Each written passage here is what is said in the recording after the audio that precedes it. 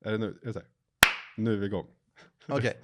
Musik idag är tråkig för att man inte utvecklar musiken mer. Man kan inte utveckla musiken mer, utan man kan bara skapa nytt. Rätt eller fel? Alltså jag fattar inte frågan. Okej, musik idag är tråkig. Ny musik är tråkig. Det här är ett påstående. Ja. För att man kan inte längre utveckla musiken, man kan bara skapa nytt. Jag tror det finns jätterolig musik som skapas. Okej, Så falskt. ja då kanske det är falskt. Okej, för jag tänkte så här att jag lyssnade på gammal musik Ja. igår, retromusik. Mm. Och man märker ju liksom en utveckling genom årtiondena. Men nu har vi ju kommit dit där man kan skapa allting elektroniskt. Alla ljud, alla effekter. Liksom. Man behöver inte ens kunna sjunga, du kan autotuna det. Mm. Så det handlar ju mer om, jag menar, det som skapas nu, världens största artist, Taylor Swift. Mm. Det är inte liksom något nytt under solen, det är bara nytt. Mm. Okej, nu börjar jag fatta lite vad du menar. Ja, och samtidigt så är det, tänker jag så här, att bara sätta sig vid en lägre, alltså måste man skapa nytt? Eller jag vet inte, alltså jag tänker bara jag tänker då, så du kan lyssna på radio och lyssna på Energy eller jag vet inte vad det finns för radiokanaler för tiden. Mm. Ja, det är de som finns. Men du kan också gå ut, sätta dig vid en eld med lite olika trummor och få en musikalisk upplevelse som jag tror det är helt nytt för dig. Det är helt nytt för dina barn. Det är helt nytt för din flickvän eller vad det kan vara. Men ändå gjorts i tusentals år. Så och det gör lika stor skillnad. Ja, men jag tror att det är lite dit jag vill komma på något sätt. För att musik var ju förr någon typ av samling, mötesplats. Alltså det spelade egentligen inte någon roll vem som spelade musiken liksom, och hur den lät lite grann. Nu är det en musikindustri på ett annat sätt. Så att, ja. Precis. Jag tänker en hemsida då. Som både du och jag har ju lagt våra stora delar av våra liv på att tänka att vi vill förändra och skapa bättre webbar. Och ändå så ser inte allt likadant ut. Jag tycker inte att det ser likadant ut. Jag tycker att man försöker göra någonting nytt. Och när man inte känner sig nöjd är ju när man känner att man inte har förmedlat det lilla extra. Så när det kommer till webb, kort, du har ju drivit byrå en jävla massa år. Vi har ju samarbetat genom åren till och från. Du har ena foten i publicistbranschen kan man väl kanske eventuellt säga. Och andra är lite webbtech och så vidare. Vad ser du, eller hur ser du att hemsidans roll har förändrats om vi börjar med webben som ett exempel? Genom åren, vad är webbens roll idag för ett företag kontra för 20 år sedan liksom, när vi började? Men jag tycker det finns så många. Jag tänker att jag svarar utifrån mig själv. Och du ställer frågan till mig så du vill ha svaret från mig. Det är rimligt. Men jag tror jag hela tiden sen jag började bygga hemsidor när jag var 13-14 år så ville jag förmedla det som finns i verkligheten fast digitalt. Så jag kommer ihåg när jag började sätta mig och liksom designa, koda och så vidare. Jag började med kod innan jag började med design. Ja, du är en kodare. Jag brukar prova det mesta och sen så, för att jag i alla fall får en aning om hur det funkar. Men det jag blev så frustrerad över var att det var så begränsat. Säg att det här var 98, 99 och så här. Så bara, alltså jag vill göra mycket vackrare sajter. Jag skulle bygga åt jag fick min pappas skola där han jobbade skulle göra sin första hemsida. Och jag visste hur vackert det var i klassrummen, jag visste hur vackert det var på skolan, jag visste hur jag liksom hade ju varit där så jag förstod ju stämningen. Och det var så fyrkantigt när man skulle hålla på och färgerna var så begränsade i början liksom där. Och jag bara safe colors. Och jag bara kände, jag vill förmedla, jag vill att man ska få den här känslan att man har hälsat på lite, knackat på och få hälsat på. Och det tänker jag är webben för mig är någonstans, det är egentligen ditt space av att få visa vilka är du, vad står du för och att du ska få en föraning och en känsla av hur är det att jobba med de här, hur är det att komma in på deras kontor. Och där kan det bli ett ganska stort glapp om man då köper stockbilder eller kör någon AI-tjänst. för att generera liksom innehåll, och sen så kommer du dit och så matchar inte det. Så jag tycker målet där är ju såklart att matcha värderingarna, känslan och feelingen, och att det är lite som vardagsrummet där du bjuder in dina gäster i steg 1 innan du tar in dem i säng. Men sen beror det ju helt på vad man vill uppnå. Absolut. Såklart med sajten. För jag menar, är du en publicist så är det ju någon typ av engagemang och nyhetsflöde som är i center där. Absolut. Nu tänkte jag hur jag tänker. Men absolut, jag fattar. Jag tänkte bara, vi kan väl cirkla tillbaka till webben sen, men jag vill bara adressera elefanten i rummet eftersom vi har ögonbindlar på oss. Och det är ju så du gör i din podd. Får jag bara fråga, är det inspirerat från Love is Blind-konceptet? Nej, det är det inte, men det kan ju definitivt planterats frön från det konceptet i det undermedvetna kanske. Men det var inte därifrån. Nej, det var en fråga jag tänkte, för att om man tänker lite grann på det så är det ju lite det du gör i äkta kommunikation, att ni kör en liten blind date, ni lär känna varandra på ett liksom ett sånt typ av plan.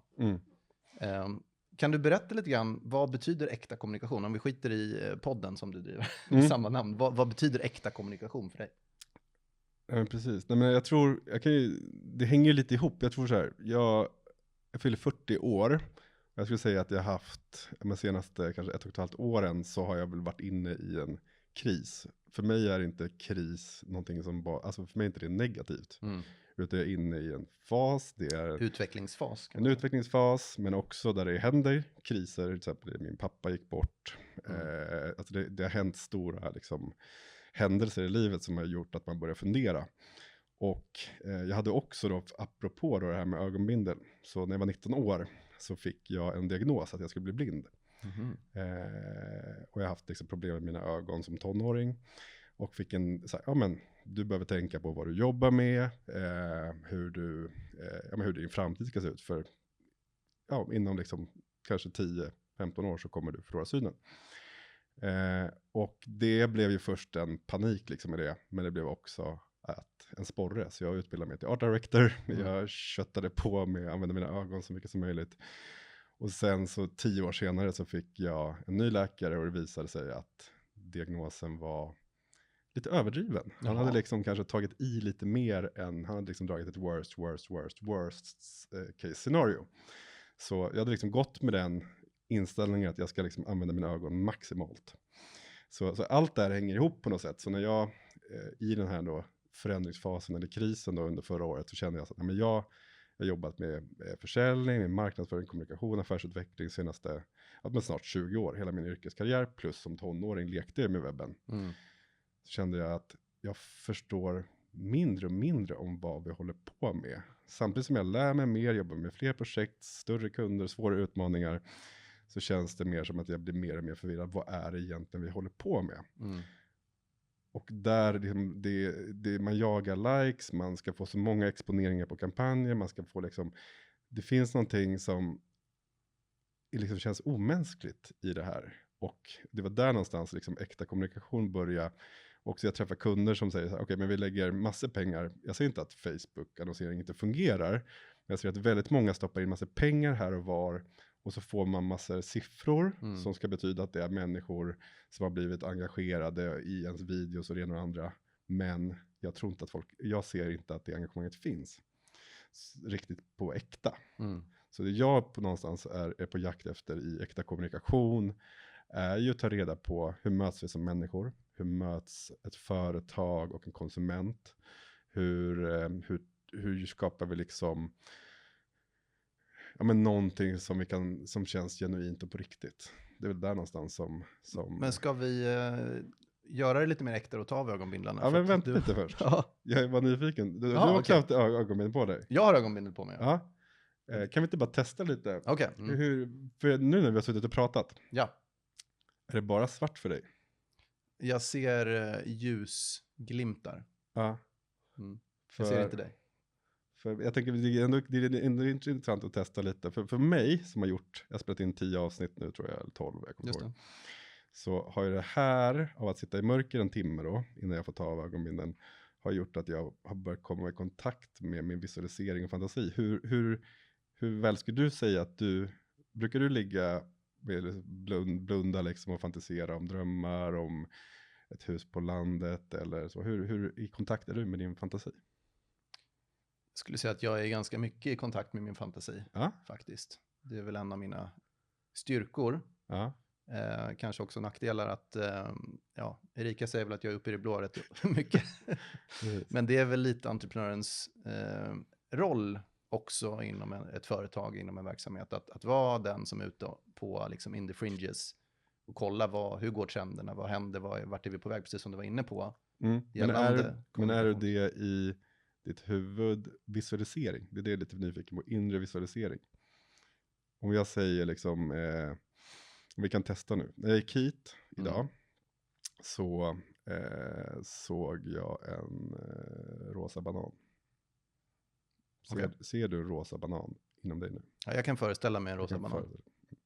Men jag tror att jag är nog mer en sån som, precis som du gjorde där, använder ögonen väldigt mycket och liksom latchar in på olika saker och sen så spinner jag vidare på det. Okay. Så att det blir ganska tomt på något sätt när det är svart. Vilket kanske kan vara skönt, men det blir mer som en avkoppling. Man tar bort viss stimuli liksom. Får jag ge dig en utmaning? Du får välja, det är 2 alternativ. Det ena är att du tar ögonbindeln med dig hem med din fru. Och sen så sätter ni er ner och bara samtalar. Ni kan samtala om livet, hur ni mår, vad som händer just nu. Och bara prova av att stänga av sinnet, ögonen och mötas i det. Alternativt, om du vill göra någonting med familjen, så kan ni käka tacos med ögonbindeln. oj, fan, det är väl nog att dammsuga under bordet som det är, tänker jag. Nej, men prova det. Något av dem. Och sen så kan vi följa upp efteråt. Men det är bara så här för att det är... Jag tänker bara, dels jag fick gåvan av att behålla min syn. Och jag fick gåvan av att få diagnosen. Vilket har gjort att jag uppskattar så otroligt mycket. Och därför så är det så... jag skulle ju kunna varit där som gäst nu och inte haft tillgång till min syn. Men det jag är väldigt glad över är att jag upptäcker via experimentet att jag har så otroligt mycket visualisering och bilder och kan använda mitt inre så otroligt mycket. Så jag skulle ha ett väldigt rikt liv ändå. Och det finns en tacksamhet i det. Spännande. Är det en övning som du kan rekommendera till alla par och relationer? Ja, men alltså, jag tänker definitivt.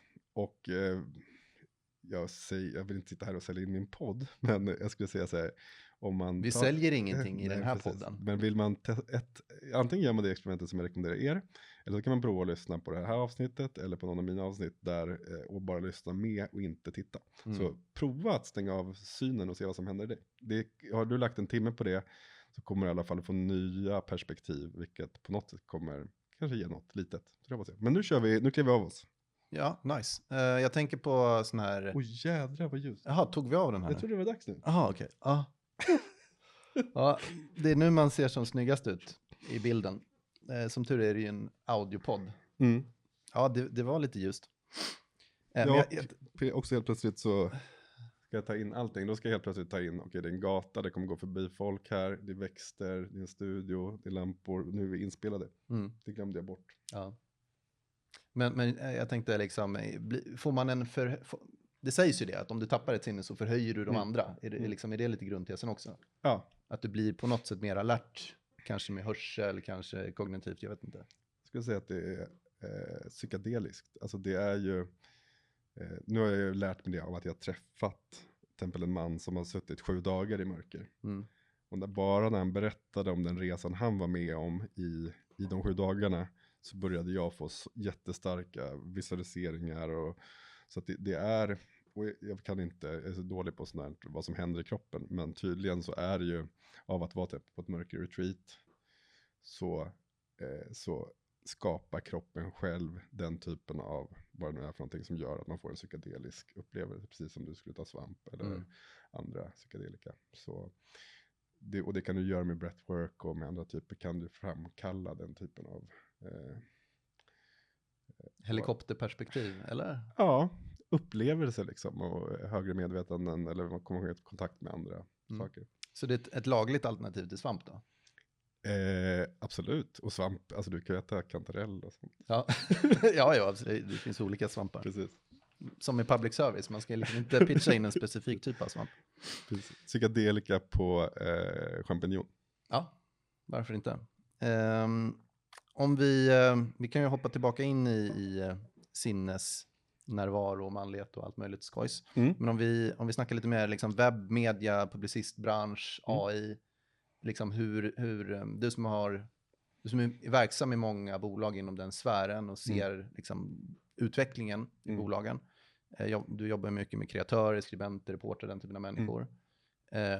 Hur har det yrket påverkats av AI nu senaste åren? Men jag tror man kan börja med alltså jag tänker så här, om man tar journalistik, som jag ändå jobbat med på olika sätt i stora delar av min karriär, så är det är lite, alltså jag tänker uppgiften som journalistik har är ju någonstans att liksom berätta, oftast vi jobbar mycket med nischkanaler, så det handlar ju någonstans om att bevaka, berätta och berätta historier eller liksom driva viktiga frågor inom viktiga nischer. Och jag tror att liksom grunduppgiften med journalistik är viktigare än någonsin i dagsläget. Och också om man tittar på, alltså framförallt om man zoomar ut och tittar på hur internet har påverkat journalistiken, så är det ju att det finns otroligt mycket information. Och det finns så mycket ställen där du kan liksom ta till dig information. Men frågan är, vem är det som står bakom? Vad finns det för agenda? Vad är syftet med att jag ska läsa det här? Och det finns ju journalister med agendor också, absolut. Men jag skulle säga att det är på en helt annan nivå. Och där tycker jag då i förhållande till AI, till internet och så vidare, så tror jag att är man utbildad som journalister och det finns ändå vissa liksom, hur ska man göra det? Hur jobbar man med källor? Vad får man och inte få göra? Sen görs det såklart misstag och det finns dåliga journalister. Men jag tror att det är viktigare än någonsin är ju själva rollen att moderera, gräva fram en story och sen förmedla den. Och är det någonting som blir ännu mer viktigt i också det att liksom allt ska gå snabbare, det ska gå från att du skriver till publicering eller från att stå livesänd och så vidare. Det finns också någon liten risk där i att det ska vara mycket istället för att försöka fundera på vad är det vi vill berätta och varför vill vi berätta det. Så jag skulle säga, vi är tillbaka till trumman vid lägerelden. Du vill dit? Ja, men det är dit att säga, okej, finns det någonting, jag tror alla ska fundera på det. Har jag någonting att berätta? Vad vill jag med det här? För det finns så mycket så att vi liksom är lite mer försiktiga och liksom vilka källor tittar vi på? Hur tar vi till oss information? Vi drunknar ju information idag. Och jag tänker just angående, jag menar, även om när du pratar nischkanaler, då pratar du ju specifika liksom, digitala tidskrifter primärt ju, som har typ driva eget eller någon typ av specifik branschorganisation eller liknande.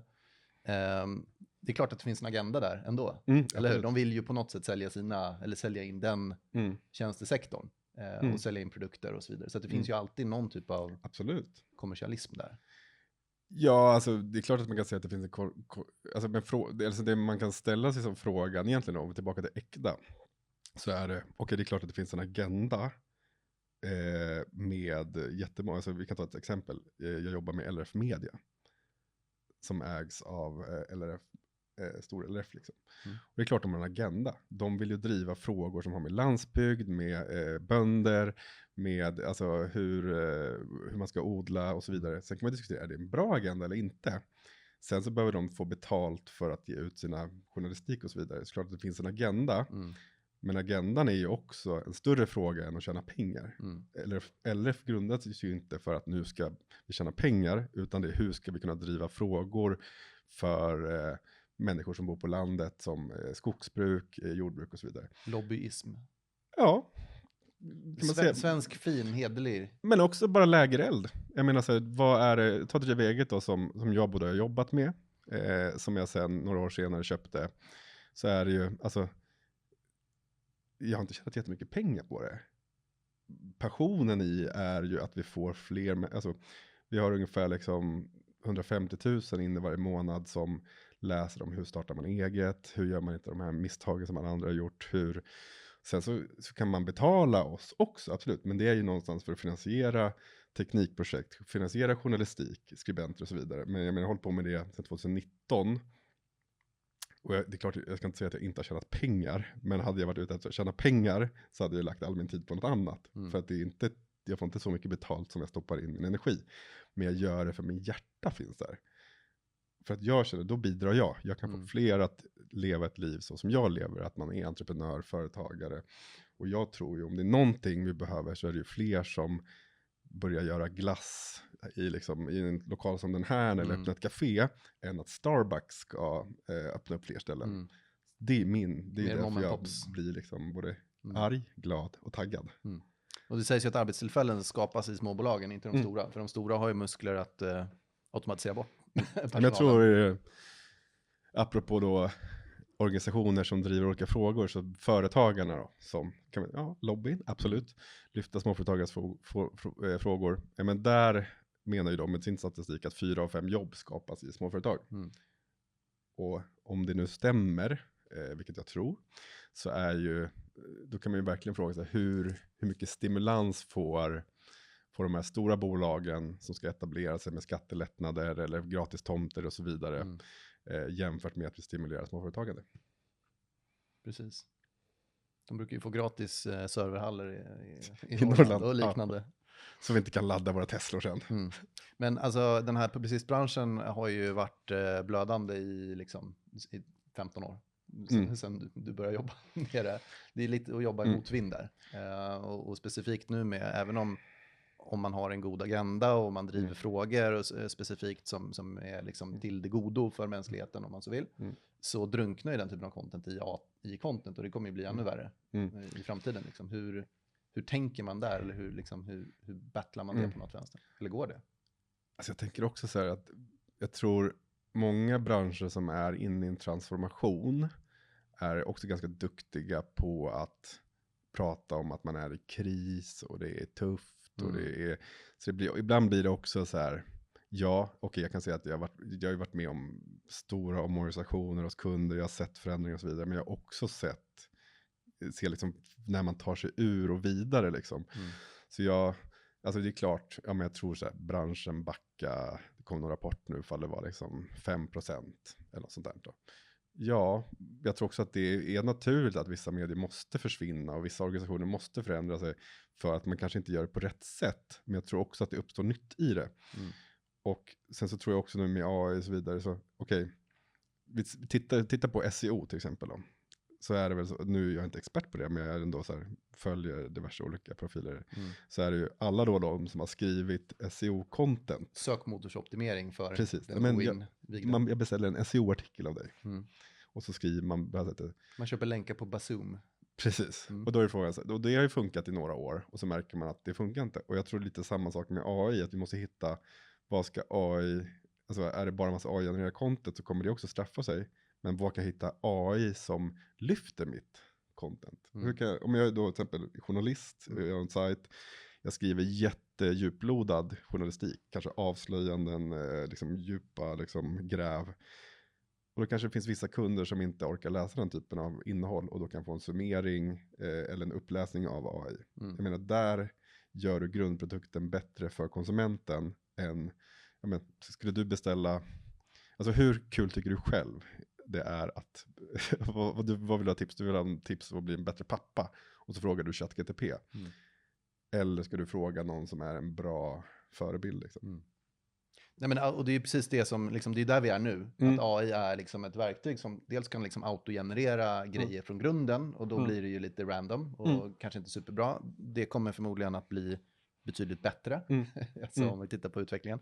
Men det är ju precis som du säger, att jag menar, topparna, de som är duktiga, de kan ju använda det som hävstång för att få liksom, mer bang for the buck, om man så vill. Och det kommer ju också gynna, eller kanske, vad säger man, motgynna, drabba de juniora som ska in i diverse olika branscher. Precis. Nej, men jag tror bara, jag kommer säkert att ha totalt fel, men jag hoppas inte det. Men jag springer på både entreprenörer som jag ser gör fantastiska saker med AI. Men sen ser jag också med att det är människor som är jättestolta för att de har gjort en autogenererad sajt som visar någonting som inte egentligen har ett värde. Och det är det man märker. Okej, ja, du har gjort en rolig grej, men det är bara crap. Du har bara gjort det för att tjäna Google AdSense-pengar liksom. Och då jag tror inte att det kommer hålla liksom. Men jag tänker på, apropå liksom webb, digital marknadsföring, om vi tänker på en klassisk liksom funnel, leadstratt eller vad man nu vill kalla det för. Finns det något bättre ord än funnel i Sverige? Tunnel. Det betyder inte tunnel, det betyder ju tratt. Alltså många, liksom, när du jobbar med den här liksom, lite amerikansk liksom, direkt marketing, sales, hej och hå, kommer till Sverige och liksom, varannat inlägg på Instagram, det är bara så här, någon som pratar in i kameran. By the way, köp min course liksom. Där är ju själva strategin att du shotgunnar ut content. Och sen är det någon liten procent där som går ner. Och av dem är det någon liten procent som går ner där. Och till slut så har du en kund. Och så länge det funkar så kommer ju den här shotgun-approachen med content att bara bli värre och värre. Oavsett liksom. Sen kommer det finnas bra content där, men det kommer ju drunkna. Det är min spaning. Ja, absolut. Sen så tror jag att det vi ska ha mycket, nu vet jag inte, alltså det som kommer till mig i det exemplet vi nämner nu är ju att det finns ju några som är framgångsrika på att sälja sina tjänster eller liksom så av att man är personen. Sen skulle jag säga att det är ju också lite vår nutidspyramidspel. Jag är ju delägare, eller liksom, vi har ju äger lite Facebookgrupper. Och där ser man ju att det kommer, vilket vi får rensa bort. Vissa är inte pyramidspel, men då är det så här. Men jag erbjuder coaching och du får liksom, en kommer få det kostnadsfritt. Liksom, och du kommer förändra ditt liv och så vidare. Och så vidare. Och så det här har ju vuxit de senaste åren, så det är fler och fler som har gått de här programmen. Och så ska de erbjuda kostnadsfri coaching. Men sen så är det inte så mycket kostnadsfritt när det väl liksom, man börjar kika på det. Och lite samma, det är många som snackar mycket. Både coacher, både utbildare. Jag snackar också mycket. Alltså alla snackar, men det finns några som snackar mer och levererar mindre. Så det var väl min reflektion. Att Lisa, det är också många som inte tjänar några pengar och många som snackar mycket, lovar mycket, men inte levererar så mycket. Men jag tycker just det här, apropå pyramidspel, just funneltänket. Det är ju många som, de gör sin egen variant av en funnel som egentligen är liksom samma idé, sätter ett coolt namn på det, säljer det som ett system, får in folk att köpa det här systemet och sen så, fan, du kan ju inte hantera det här systemet för du fick inga kunder. Alltså det är ju liksom, det är lite så HubSpot funkar enligt mig, alltså det är liksom pyramidspel. Och du körde ju HubSpot förut också, vet jag, vilket är väl liksom den liksom business to business eller liksom företagsvarianten av typ ClickFunnels och motsvarande liksom mer så här coachsystem. Vad är din liksom spaning kring det? Nej, men jag kan säga så här, jag har jobbat med market automation system som fungerar och stöttar i kundresan och där vi har liksom gjort bra case. Sen så, jag kan säga så här, jag tummade ju på en av mina filosofier. Och en av mina filosofier i det bolaget då var att vi är teknikoberoende. Vi har inte valt vilka partners vi jobbar med, utan vi börjar med kunden, behovsanalys, stöttar dem och sen hjälper vi till att upphandla och implementera tekniken. Och sen så blev vi var under flera års tid kontaktade av HubSpot och jag tror faktiskt att vi fortfarande är partner till dem någon månad till. Får vi se ifall jag blir stämd av dem. Nej, men, och jag tänkte så här, men det kanske ändå är ett bra sätt liksom för oss att erbjuda kunderna stöttning och det finns ju bra möjligheter i det. Men jag kan ju säga att från det man blev lovad tills när man väl signade och satte igång så var det ju alltså abnormt mycket tid vi behövde plöja in som vi inte fick information om, liksom hur mycket som man behöver liksom kötta i. Och det jag såg ganska snabbt var ju liksom att HubSpot-säljarna är otroligt drivna av provision, så det är därför de också liksom, såklart jobbar på att få in. Sen när de får in en så här, alltså det handlar bara om att kränga, sälja upp och att behålla. Så nu också när vi har valt att stiga av så är de ju på oss som liksom klor. Blodhundar.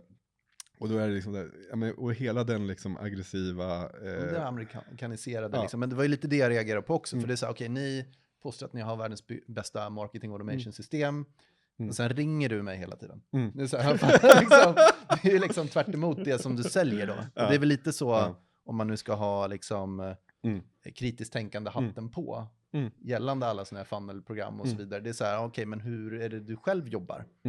För ofta är det inte så här att det är ditt exakta recept på hur du skapar kunder eller leads som är själva grejen, utan det är okej, men du är ute och pratar om det här i olika sammanhang. Du sitter i en podcast, du står på scen, du kör ett event och sen har du byggt någonting som faktiskt ger värde.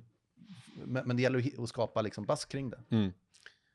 Men jag tror också så här, och jag jobbar inte med masskommunikation, så jag jobbar inte med att öka försäljningen på liksom hamburgare på McDonalds, vilket jag inte skulle kunna gå igång på. Så jag skulle säga att det är klart att det finns principer för när du jobbar med större varumärken och liksom du ska skapa en förändring i attityd och liksom det där. Men jag tror både du och jag jobbar ju kanske mer med mellanstora till kunder. Ibland klart man kan jobba med en större kund. Men jag tror där är det någonting som är viktigt och som man stöter på, så är det ju, levererar du? Svarar du på mejl? Är det okej att umgås med dig? Ja, men det är till och med trevligt. Jag menar, vi sprang ju på varandra, jag har ingen aning om vad men vi stod ju på en mässa. Jag mötte ju dig på en mässa ute i typ Kista eller skit. Och så stod du där med en easy web roll-up liksom. Just det. Och så var det så här, jag tyckte du var en trevlig kille och jag gissar att du tyckte jag var en trevlig kille. Du är supertrevlig. Och så började vi på något sätt så här, vi behöver en ny sajt i ett av bolagen och hur skulle det kunna vara? Och så gillar jag att göra affärer. Och sen så har vi haft pauser, men sen så tänker man på varandra och så försöker man hitta på någonting och så hörs man och så. Så jag tror också så här att gå tillbaka till, om ni egentligen kanske funderar på, varför snackar inte vi mer om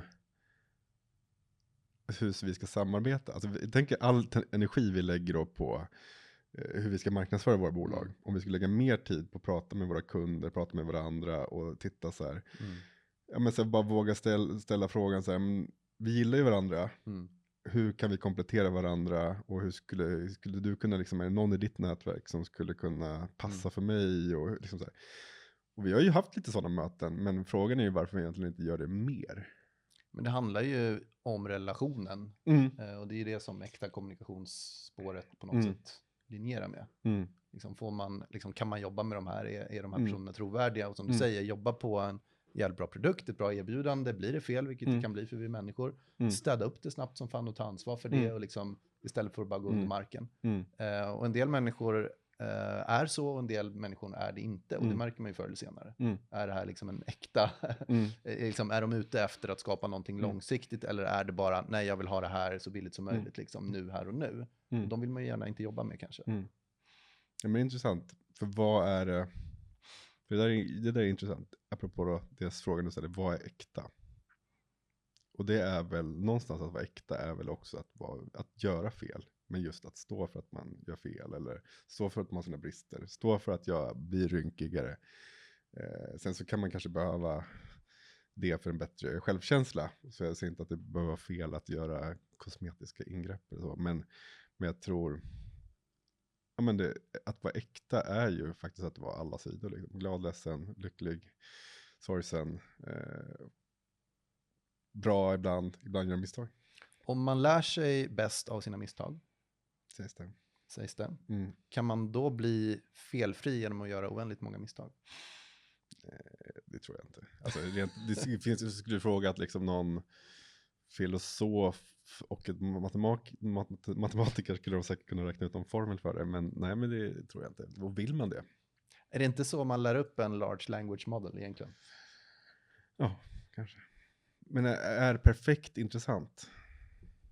Det beror på om man vill ha en AI-governance som styr staten och länders fredskommunikation. Vad vet jag? Då vill man nog ha en felfri AI. Ja, det är bara, alltså, vad vill man ha perfekt? Alltså, om man då kan definiera vad som är perfekt, är det man vill ha? ska allt alltid smaka underbart? Ska allt alltid vara perfekt? Feng shui? Alltså så här, är det...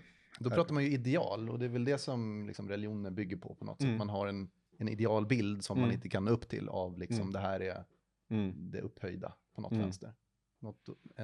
En ledstjärna kanske. Och det är spännande. Nu tycker jag det som kom igång då var det för, om jag säger synd. Så jag tänker att synd, i alla fall väldigt så här, när jag har vuxit upp så har jag tänkt att synd det är när man gör saker som är, ja men, jag vet inte, kolla på porr eller... väldigt kristen. Ja, väldigt lite. Men jag hörde ju någon som sa det för några år sedan som jag tyckte var otroligt fint, att synd betyder att inte nå sina mål. Eller ideal. Alltså att men det behöver inte betyda, alltså, och då blir det mycket mänskligare tycker jag, när man tänker, jag menar, man har ju sina mål, men man har inte sina mål för att alltid uppnå dem. Men det är ju för att någonstans dra en i rätt riktning. Så jag tyckte det var kändes mycket mänskligare och ett finare sätt att se på att synda är ju att bara liksom inte nå sina mål. Liksom. Men det kan man säga istället då att det är att man bryter ett löfte som man själv har satt åt sig själv? Ja, men jag tänker också... För ett mål är ju... Det kan ju vara vad som helst. Liksom. Men jag tänker också att mål kan vara... Eller jag ser i alla fall, mål behöver inte alltid vara... Jag behöver inte alltid komma till målet, men det ger mig riktningen. Och ofta så kommer jag inte till... Jag vet ju nu till exempel att vi har sålt vår lägenhet och ska flytta, och vi har olika drömmar och mål som ibland varit tydligare. Men de ger mig en riktning, men sen känner jag att det är väldigt viktigt att vara öppen på vägen för vad är det som kommer och kanske skiftar om lite. Pivotta. Men hur är du med mål då? Vi börjar med... Ibland undrar man ju vems podd det är. Ja. Du är här. Vad har du för mål i år? Har du några så här? Alltså grejen är så här. Hur ser du på mål? Jag tycker man kan dela upp det i så här riktning/ledstjärna. Det vill säga liksom, ja men vi är på väg ut dit liksom på något sätt. För att bara säga, vision kanske man kan säga. Som någon typ av ledarskapsfråga. Sen kan man ju sätta mer eller mindre liksom definierbara mål på vägen dit. Men det där tycker jag är supersvårt, för att det kan ju vara, när man lyssnar på Tony Robbins när man var yngre och bara liksom säga, jag vill ha strandtomt och jag vill ha hus, jag vill ha alltså man försöker sätta någonting konkret bara för att ha någonting att jobba mot. Men målen i sig är ju egentligen inte det som är liksom av värde på något sätt, utan det är ju liksom att man kommer igång och gör någonting som man tycker är intressant och som känns äkta för en själv. Och ibland behövs det ju mål då. Vad är det? Pleasure and pain, han brukar säga, som de andra sanna drivkrafterna. Så att jag har ju satt upp mål. Ett mål som jag satte när jag startade min verksamhet när jag var 21. Det var ju att vara ekonomiskt oberoende när jag var 30. Det var ett konkret mål. Okej, bra. Hur ska jag göra för att komma dit liksom? Ett mål som jag satte när jag var 40, det var att när jag är 50 ska jag vara sjukt mycket i bättre form än vad jag är inne i 40. Så att jag ska alltså vara i bättre form när jag är 50 än vad jag var när jag var 40. Okej, och så får man ju påminna sig om det då. Men fan, okej, nu har det slarvat liksom. Så att, vad var frågan? Jag känner att du svarade fint. Nej, men tack för att du delar. Det är inspirerande också. Tänka. Men det som jag försöker lära mina barn själv, det är just det här liksom att, för att där har ju jag och min fru, Erika, som du är bekant med, en viss dissonans när det kommer till barnuppfostran. Hon är ju mer den här totalitära ledaren. Medan jag är mer så här, nej men fan, du behöver sätta upp mål själv liksom. Det här är grejer du ska göra, ta ansvar för det, sätt din egen alarmklocka, sätt dina påminnelser själv, ta ansvar, sätt ett löfte mot dig själv. För att ibland så mellan liksom, spelsessioner så kommer de till insikt, jag borde göra det här. Ja, bra, sätt då en liten pling då, att om 10 minuter så gör du det. Det är väldigt svårt för dem, men jag försöker coacha där. Istället för att bara komma dit och tjata. Varför gör du inte det här? Varför gör du inte det där? Varför gör du inte det där? Ingen skugga på min kära fru som jag älskar. Men alltså jag tänker spontant det är väl fantastiskt att man har olika syn. Jag tänker att det nästan är, alltså det är ju så himla lätt, jag säger inte att du sa det, men det är ju så lätt att vi tänker, ja men jag och min fru är så olika till exempel. Det är ju grundreceptet för att vi har varit tillsammans i 20 år är ju att vi just är så olika. Sen börjar vi liksom mötas och liksom i vissa frågor gå om varandra. Där vi liksom har, och märker så här, shit, vad fan har hänt med dig? Nu är du som jag ska vara. Och så jag tänker också i barnuppfostran så egentligen är det väl helt fantastiskt att växa upp med 2 filosofier kring uppfostran som man ska förhålla Ja, sig men till. jag håller med exakt, för att det är då kritiskt tänkande föds fram. För att jag menar, har du 2 stycken liksom kålsupare till religiösa föräldrar som tänker exakt likadant, då är det ju så här, då blir man ju hjärntvättad att det här måste vara rätt för den store, liksom insert name säger det. Istället för att säga, men vad fan sa morsan nu då? Vem fan har rätt? Då måste man ju tänka, what makes more sense? Så att jag håller med dig helt och hållet. Sorry, kör. Nej, men då, det är ju snarare problem om jag är en konflikträdda pappan som aldrig kan sätta gränser och alltid ska skoja bort saker, och min fru är den som alltid behöver ta ansvar. Jag menar, då är det ju problematik, men att man har olika sätt att se på det, och ibland sätter olika gränser och regler, alltså det är ju egentligen bra. Och vi tar ju med oss det här in i bolaget också, naturligtvis. Då är frågan, har du samma syn där? För apropå vision, ledstjärna, då har du lite olika saker som skaver där. Nej, men jag tänker att är det någonting som jag fick frågan för 2 veckor sedan om jag och Rasmus då, vi har ju, jag vet inte, jag är inte så bra på år, men för att göra det enkelt, vi har jobbat med varandra tror jag i 20 år. Och drivit bolag kanske 16. Och alltså vi är jättelika. Alltså extremt lika, men ändå olika. Och kompletterar varandra extremt bra liksom. Och jag tror säkert att vår personal kommer med olika frågor till olika personer beroende på vad de är ute efter. Och jag tycker inte det behöver vara ett problem. Sen är det ju vissa saker vi behöver ha en samsyn med. Och jag gillar ju liksom av att prata om drömmen och vart är vi på väg och hur kan vi liksom anpassa för vad skulle hända om vi gör det här. Och Rasmus kan säga liksom säga något sådär jätterakt och liksom så här, vi är ju, alltså som bara säger någonting som är sant, men som jag hellre vill lulla in. Och i början störde jag jättemycket på det. Men nu så är det ju den kontrasten som är det. Alltså att vi är så olika. Apropå konflikträddhet och så vidare. Där har man ju lite olika. Och ibland så är det ju bara, men fan riv plåstret då. Någon kanske är där borta och någon, men fan här och nu gör vi så här. Fatta ett hårt beslut liksom. Och allting behövs ju. Det viktiga är liksom att på något sätt linjera teamet. Att det här är det, liksom, det vi leker att vi jagar just nu. Jag har så mycket frågor till dig, men du får väl komma till min podd, tänker jag. Ja, men det får du ju inte veta. Nej, jag får inte boka gäster, så det, men jag kan önska, eftersom jag har mycket frågor till dig. Härligt. Ja, nej, men det kan jag ju ställa upp på, men jag kommer ju inte säga det. Du kommer ju känna igen min röst, säkert.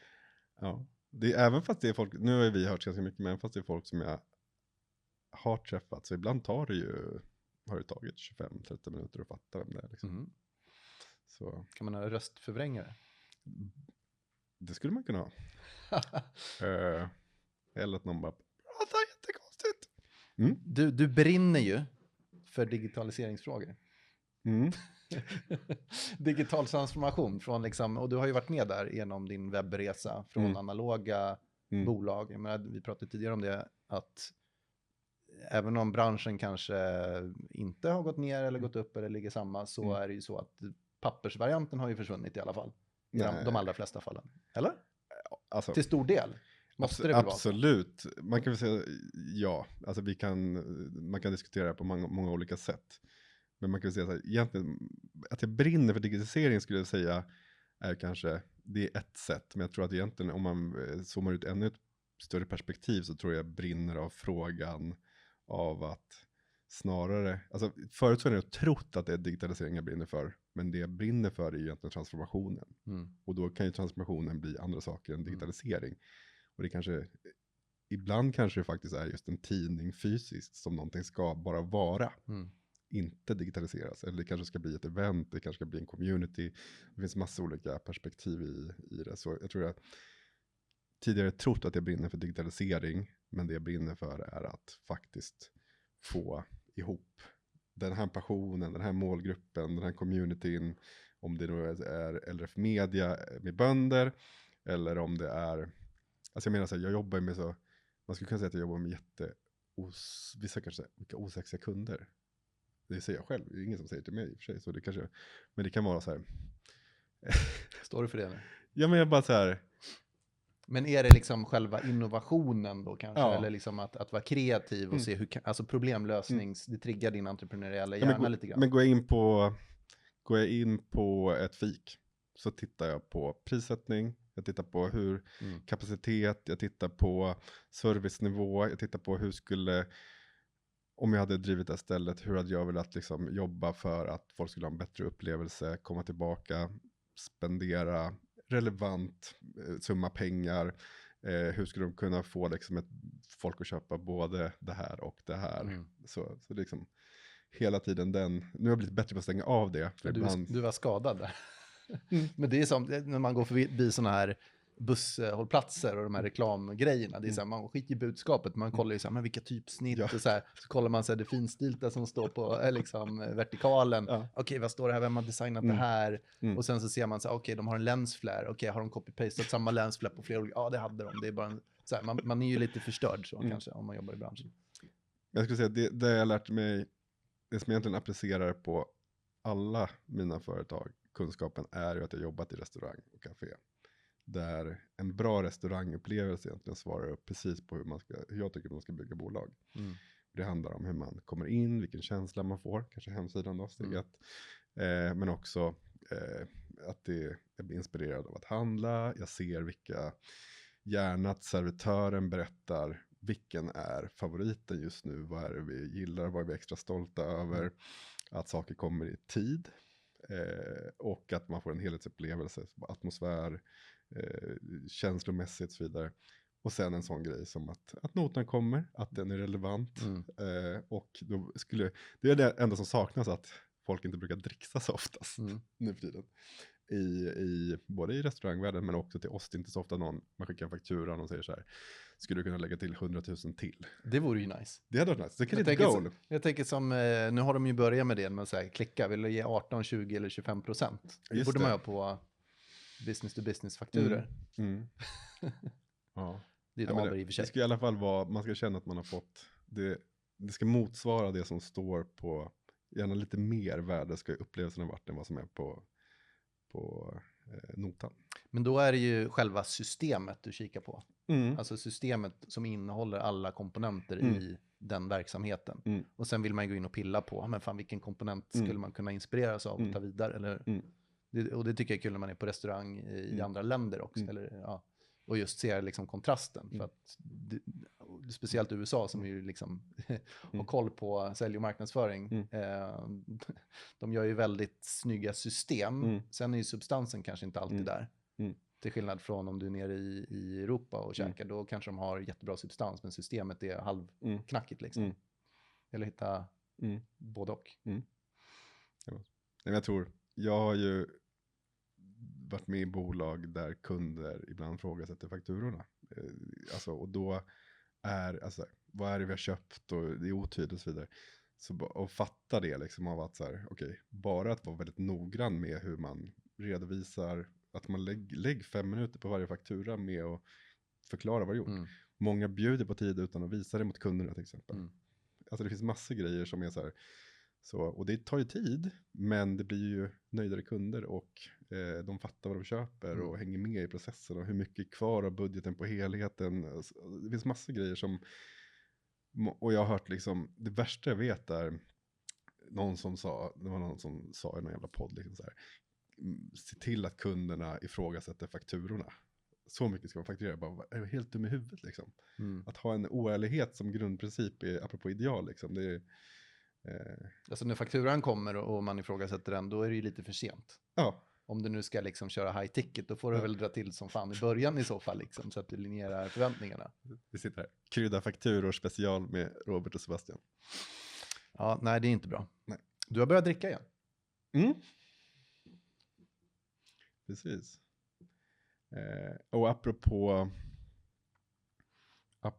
då att ha målsättningar. Men jag tror det var 2 år sedan som jag började med en vit januari. Sen förra året så var det januari, det blev en till månad och en till månad, så jag tror det blev 3 månader. Och sen då tänkte jag så här i december, så här, men vad är nästa steg när jag gjort så här? Jag tänkte, men jag provar ett kvartal.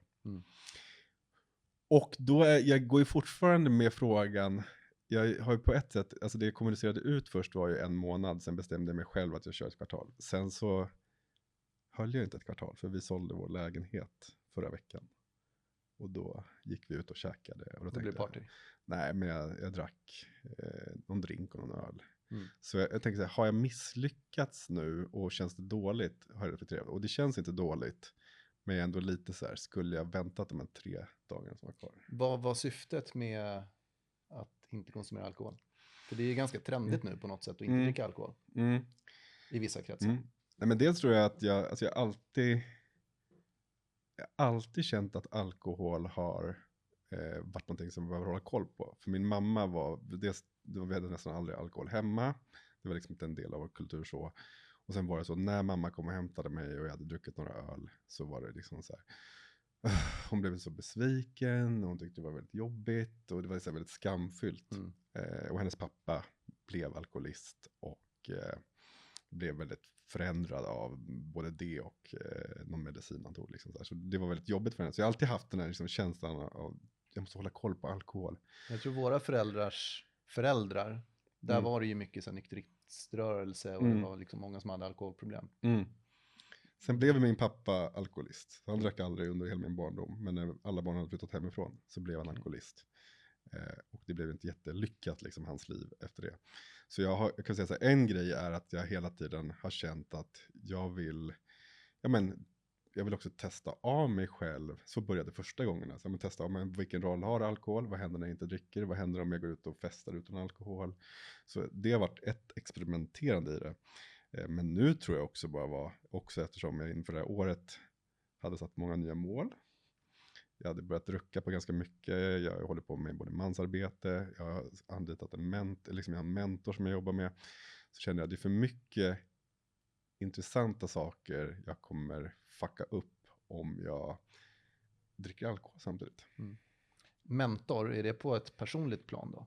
Typ som terapeutiskt, eller? Eller coachikt, eller är det mer businessikt? Men man kan säga att det är alla perspektiv. Så det är egentligen, jag har ju satt upp målsättningar. Nu hänger väldigt tätt ihop med mina bolag. Så det är både för att jag ska utvecklas som människa, som pappa, man och som företagare. Och så dels har jag då man kan ju säga coach, man skulle egentligen mer säga att jag har en coach eftersom jag betalar för det. Sen är det, jag skulle säga att det är mer som ett mentorskap liksom. Sen i samma veva så har jag också blivit mentor, vilket jag inte tar betalt för. Men som också är ett sätt för mig, både såklart att ge vidare, men också lära mig väldigt mycket av att faktiskt vara med och stötta en annan person i dess resa. Men handlar det om mansarbetet då? Nej, men jag skulle säga att det... av att jag började jobba med mansarbetet så har jag ju hittat ingredienser som är så jävla kraftfulla som jag inte hade kontakt med tidigare.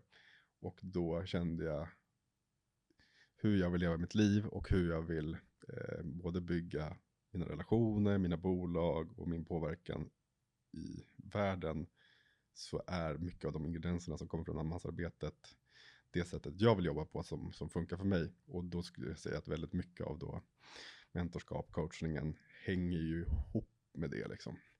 Men sen så, så det hänger väl ihop, men och jag tror också att det är en viktig, sen så tror jag att det är en viktig, tittar man på förebilder och så har jag absolut haft förebilder, men jag har också haft helt skeva förväntningar av mina förebilder.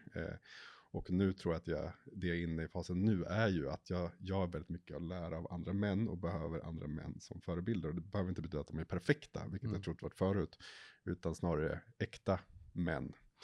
Och det känner jag också att i mentorskapet då, med att vara mentor åt en man som är 15 år yngre än mig, så hjälper jag både mig själv att vara en bättre man, men jag hjälper också honom att bli en bättre version av sig själv. Sägs att man lär sig mest när man lär andra ju. Lite grann som det här är roligare att ge än att få. Har du någon mentor? Coach? Jag testar lite olika affärsmentorer, så inte på manlighetsbiten. Vi får se. Jag kan ju säga det, jag har ju anmält mig till den här Mankind Project, eller vad det heter, som du tipsade om. Ingen aning om vad det är. Jag visste inte ens vad en mansrörelse är. Tydligen så pågår det någon form av könskrig där ute som jag inte känner till. Och folk är osäkra i sina olika typer av roller. Så det ska bli intressant. Och när det här avsnittet spelas, då tror jag att jag har gått det här den här weekenden. Vill du nämna någonting om det? Jag tror inte... alltså man kan diskutera för att det finns ett krig eller inte. Jag skulle säga... Enligt Alexander Bard så pågår ett krig. Det här var ett 2 år gammalt avsnitt jag såg igår i och för sig. Just det. Nej, men det gör det. Och alltså, jag tror... Det jag skulle vilja säga är ju... För mig har ju att gå in i Mankind, både då att göra den här helgen men också att jobba med mansgrupp och sånt, har gjort att jag kommit hem i att börja ta tillbaka vad jag tycker det är att vara man och ta ansvar för det, jämfört med och liksom har känt mig attackerad över att män tar för mycket plats, män äger alla bolag, män sitter och styr samhället och så vidare, och jag har känt mig fel. Så känner jag mig istället att jag är fan man, jag är stolt över det. Det finns så otroligt mycket bra män, och inklusive mig själv så gör vi fel, vi är dåliga, vi har brister, vi har våra skuggor, vi har våra guld. Men det enda sättet att få ordning, liksom att få ännu mer kraft i samhället och sånt, är att pojkar går och blir män på riktigt. Och nu finns det väldigt mycket pojkar som är 40, 50, 60 år gamla som inte har blivit män på riktigt.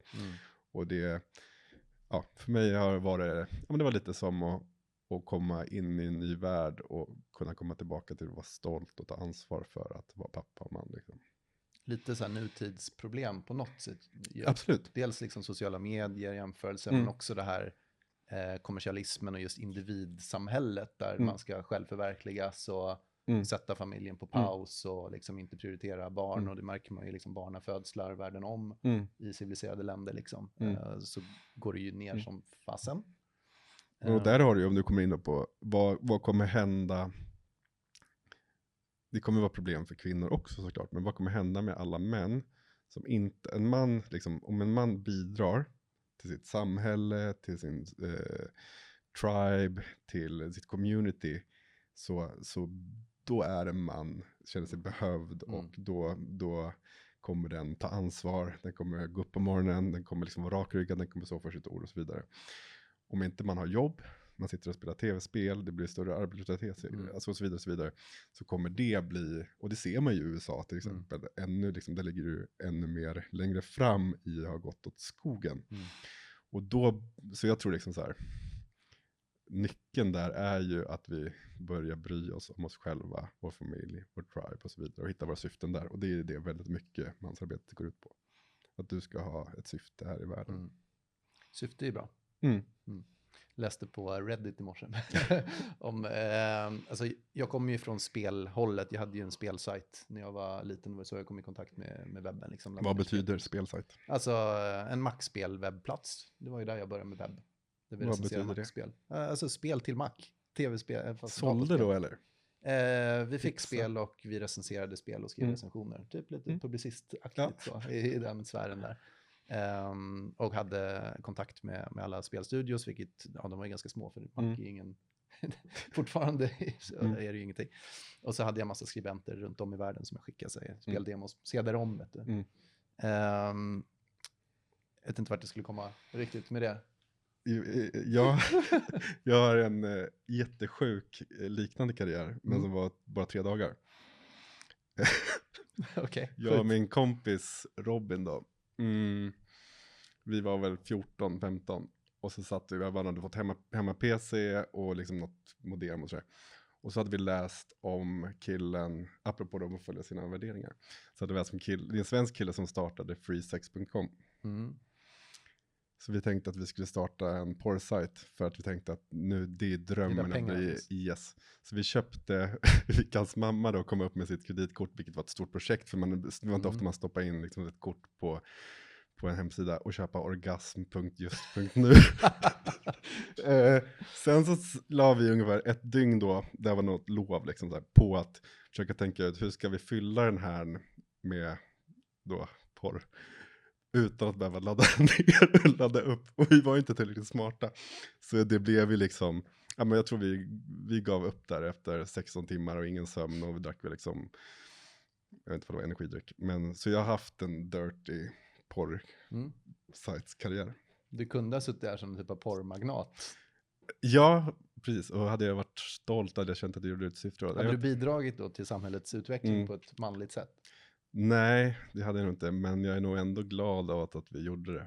Det var ett kul dygn. Men är inte det en sak man kan säga till en yngre version av sig själv också? Liksom, man vågar pröva olika saker och testa och laborera och experimentera. Som jag pratade med en ung person som skulle precis starta bolag. Och det är så många frågor som egentligen är så här irrelevanta. Det är bara kötta på för fan. Du kommer lära dig längs vägen. Alltså det är en lång väg. Precis, men det handlar väl lite om att lära sig vad är det jag behöver vara orolig för, eller vad behöver jag bry mig om i vilken fas, tänker jag. För väldigt många också, okej, men jag ska bli startup, alltså, det är ofta så här, jag vill ju ha en startup, det låter ju coolt. Ja, men nu är ju det sexigt och man ska ta in kapital fastän du knappt har vet några pengar, liksom, du vet inte hur man hanterar det. Men då är det också så kan man lägga hur mycket tid som helst på någonting som inte är relevant för fasen du är i. Så ja, men vi kör en liksom, man kanske sitter och jobbar mer på hur man ska sälja bolaget än att starta igång bolaget. Precis, eller sitter bara liksom, det måste vara den perfekta loggan. Yes. Istället för att bara sätta på sig skor och gå ut och knacka dörr. Liksom, alltså sälj först. Det är ju liksom steg 1. I princip innan du har en produkt nästan. I den mån det går. Nice. Det blev lite manlighet, det blev lite så. Ska vi backa tillbaka till liksom digitalisering och kanske för de som lyssnar som kanske är någon av mina kunder, någon av dina kunder, någon av våra partners, vad vet jag. Liksom, om vi kikar på digitala kanaler, liksom generera leads, generera affärer, sånt. Vad är din spaning kring vad som funkar just nu? Eller inte funkar just nu? Vi kan väl börja med, och det känns, ska man ens säga det, men är det någonting man blir helt galen på så är det ju att bli jagad, oavsett om det är annonser eller om det är liksom de här jävla leads-mailen, låtsas kontakter på LinkedIn och det liksom så, det kan vi väl ändå, och visserligen du kanske får en kund då på de här liksom automationerna och det ena och det andra, men också, jag pratar för mig själv. Och då tänker jag så här, men hur mycket irritation får jag mot så många varumärken av det? Så jag tänker så här, ja men mer hjärta i vår marknadsföring och kommunikation. Och jag tänker att våga ha lite is i magen. Sen så är det såklart att det är klart att du slänger lite pengar på Google Ads, kör lite. Men våga vara lite mer, men vi har massor trafik på vår sajt. Men vilka är det som är inne på sajten? Är det ens riktiga människor? Eller är det bara trafik? Är det så ja, men mer äkta kommunikation skulle man ju kunna, för att det är liksom motsatsen till äkta kommunikation är ju automation på något sätt. Där som du säger, man får de här spambreven och sen 2 dagar senare får du liksom, hej, läste du mitt mail? Så får man säga, det är inte ens du. Eller så kanske man liksom bara skriv det. Just nu testar vi att skicka ut automatiska mail. Jag vet inte ifall det här kommer funka. Eller så är det dumt. Du kanske tycker vi är dumma i huvudet. Eller så är det ett bra sätt för dig att lära känna oss. Här är jag. Vill du ha ett möte med mig? Kanske så man ska angripa. Jag vet inte så här. Jag testade det för to be honest en gång. Men då fick man också skit. Jag testade det sen för några år sedan. Automation-grej. Men det är ju som du säger. Jag menar, du kanske får in ett möte och skickar 100 mejl. Men sen så har du ju 99 personer som du har gett badwill till. Och som eventuellt säger, men fan, de här vill inte jag jobba med. Som man inte ens märker. Och jag tror att liksom det är de här dolda metricsarna. De här stora marknadsbolagen och de ska jobba med HubSpot och de ska sätta upp sina kampanjer. Så här, det mäts inte, så att det tänker de inte på. Ja, men jag tror så här, jag har ändå både liksom i mina egna bolag men också jobbat mycket med mediebyråer. Jag har startat upp ett bolag inom mediebyråkoncern. Och det finns de som är jätteduktiga på marknadsföring och liksom, jag tror så här, man behöver testa olika saker och så, men jag tror vi alla som både marknadsförare och företag behöver fråga oss vad vill vi berätta och varför vill vi berätta någonting lite oftare innan vi trycker på skicka-knappen. Och jag skulle säga att det finns säkert de som stör sig på mig och tycker jag spammar för mycket. Och jag kan ibland känna att jag inte orkar kommunicera. Och då gör jag inte det. Och ibland känner jag, nej, nu skulle jag vilja berätta någonting. Och ibland kan jag känna att det där skulle jag inte ha berättat. Och jag tänker det är väl det. Jag försöker inte vara perfekt. Jag försöker någonstans gå på det jag har här och nu. Sen tycker jag, det som jag brinner för mer är ju liksom, ja men det är ju, ja men det var en kund som, ja, vad var det? Ja men det var någon som hade hört om oss, eller liksom hörde av sig och så gick in på deras hemsida och tänkte så här, vill jag jobba med de här? Alltså det ser ganska tråkigt ut liksom. Mm. Men just det kanske var därför de hörde av sig till oss. Okej, vi tar ett möte. Träffa personerna och bara vilka jävla fantastiska människor. Alltså vilken kunskap, vilken människosyn. Vad de har, alltså det de gör är så jädra viktigt. Varför får de, och då är det så här, glappet mellan det de gör och är kontra det man upplever både i deras sociala medier, på deras hemsida och när man kommer in i butiken då. Det stämmer inte överens. Och då blir jag liksom så här, hur jobbar vi fram essensen? Så igår satt vi och liksom jobbade fram, och det har också varit att ska vi jobba med köpt eller inte? Och då har vi ändå kommit fram till, ja men vi behöver ändå få ut varumärket. Och då är liksom, där älskar jag liksom bara, men hur kokar vi ner ännu mindre copy, ännu mindre färger. Bara liksom, hur får vi... Vad var det här för nisch? Funktionsmedicin och liksom hälsa. Och bara koka... Och målgruppen är?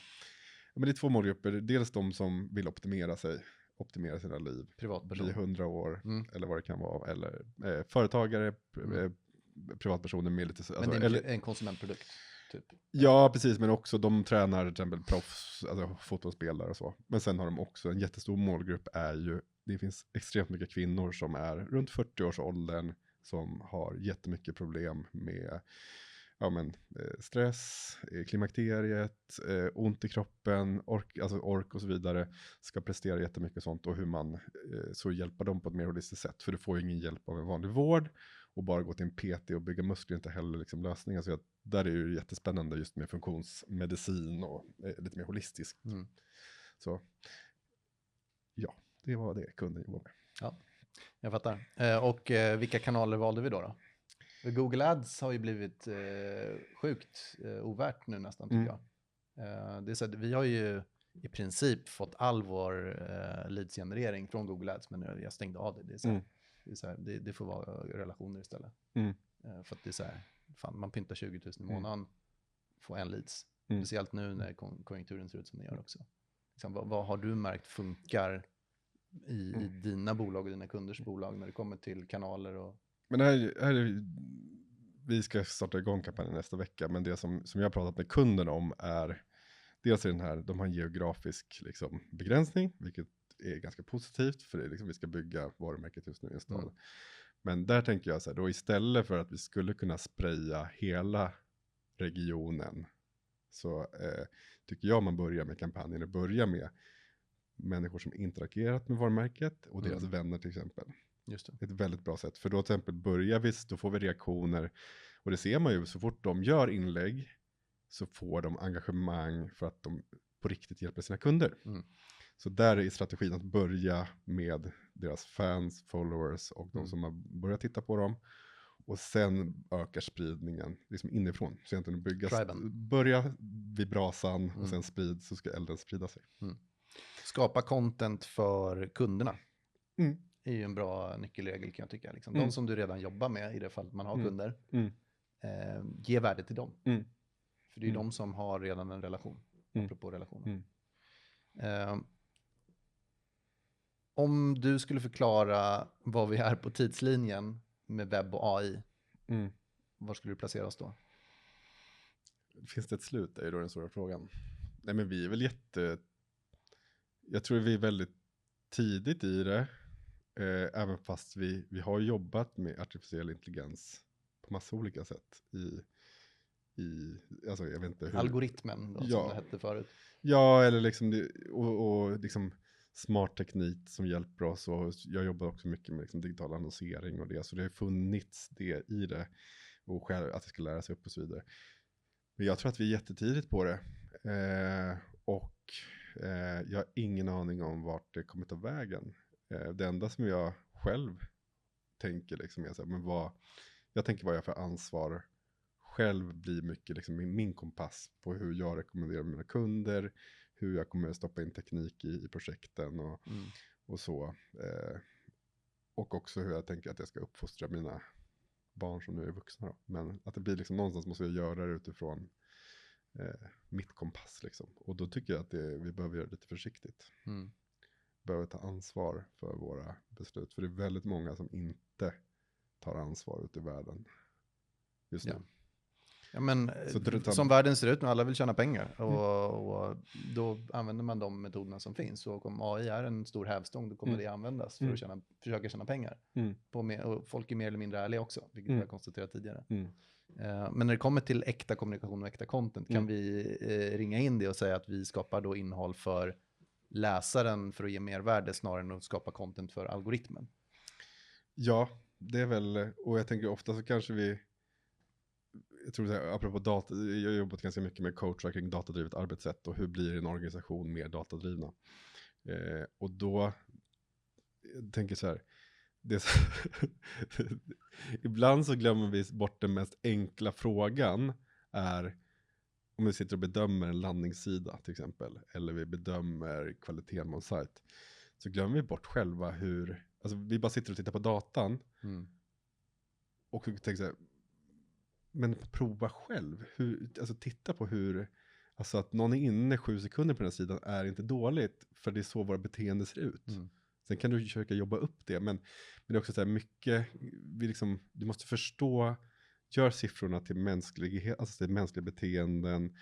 Förstå själv, gör din kundresa på riktigt. Ofta så här, alltså många kunder som, det är egentligen den bästa, alltså driver man byrå eller liksom jobbar med affärsutveckling, så är första sätt styrelsen på att prova att bli kund på en e-handel.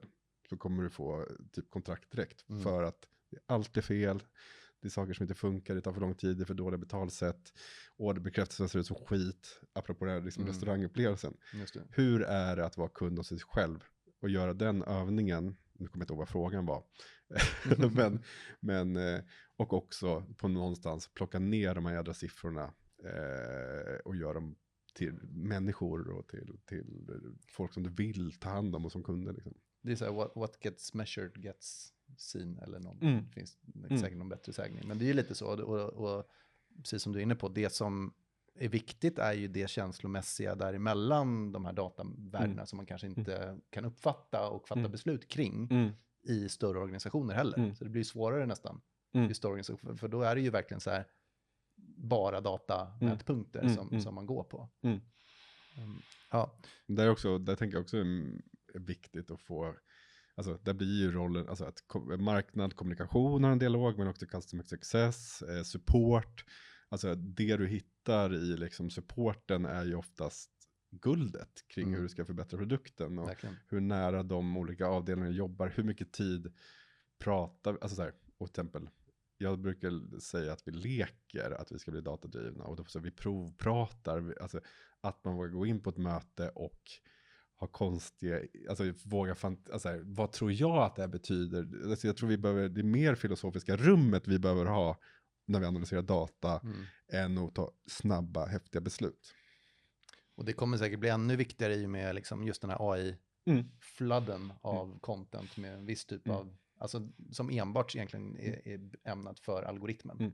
Men där har alltså jag menar ett jättebra exempel på hur vi kan höja ett kundvärde liksom för kunder som jag har i ett av mina bolag är, ja men då är det i det bolaget hanterar vi, jag tror det är runt 15 till 17 000 kampanjer varje år. Det är många. Det är väldigt många. Och då finns det liksom så här, men i grunden så är det vi rapporterar på kampanjerna är att dra ut en rapport och inte göra analysen. Och där har vi ju testat med liksom så här, det var, alltså när vi provade med ChatGPT och bencha mot den datan som de hade, så fick vi då blev det väldigt konstigt. Men däremot när vi börjar lära upp den med vad är bra, vad är dåligt, vad är benchmark i Sverige, vad är bra för den här nischen och så vidare. Och så, då kunde vi lära upp den. En egen GPT då? Ja, och egentligen bara stoppa in den rådatan som vi drog ut som kampanjrapport, generera. Så fick vi en fylligare analys, benchmarkat mot det vi vill benchmarka mot. Och det tar oss 5 minuter, men gör att kunderna blir mycket nöjdare. Sen så håller vi fortfarande på att experimentera med det, för att det är ett moment extra. Och så här, och när vi sitter och rapporterar flera 100 kampanjer kanske en måndag, så är det inte alltid vissa man kan ha. Men det är ett sätt att tillföra ett värde, men då har vi också fått lära upp den med vad vi tycker är viktigt. Och det är ett superbra use case också, tycker jag, just att lära upp sina egna language models, som man säger. Om vi ska runda av lite, för nu har jag hållit på ett tag. Sista frågan. Vad tycker du vi ska föra vidare till nästa generation?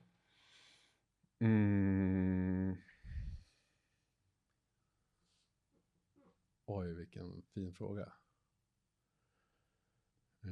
Jag är lite sån kris själv nu av att yngsta dottern flyttar. Hon ska in i liksom militären i sommar. Hon flyttar hemifrån och liksom, vi lämnar det här kapitlet. Och så har du inga barn kvar då hemma? Nej.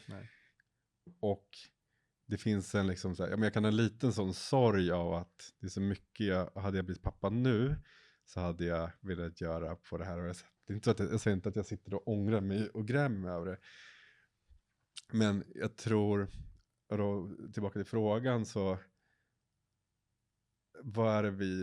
Nej, men jag vill egentligen hjälpa både mina barn och andra av att bli bättre på att få lära sig att vara människa. Det låter kanske jätteflummigt, men att lära sig förstå sina känslor, lära sig förstå att mycket av de tankarna så är inte du. Så det var när tekniken och det är det som vi lägger mer och mer fokus på, så tror jag det vi behöver lägga mer fokus och ge vidare är att lära oss att vad det faktiskt är att vara människa. Och det är väl en del av mognadsprocessen på något sätt, att gå ifrån liksom när man är ungdom, och sen liksom karriärbiten och sen komma till någon typ av kris kanske och inse sin plats i triben, inse sin plats i samhället, kunna ge tillbaka. Och det är en transformation som kanske hela samhället behöver kika lite närmare på.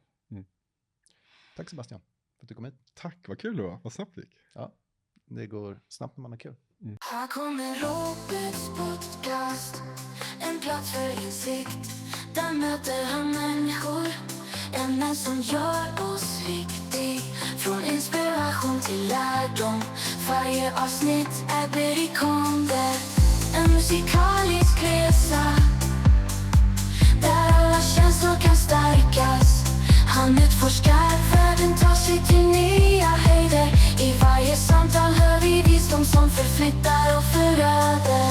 Från kärlek till äventyr, ingenting stannar på ytan. Roberts podcast är som en magisk bok att bläddra i. Lyssna nu på Roberts podcast, låt dig bli överraskad.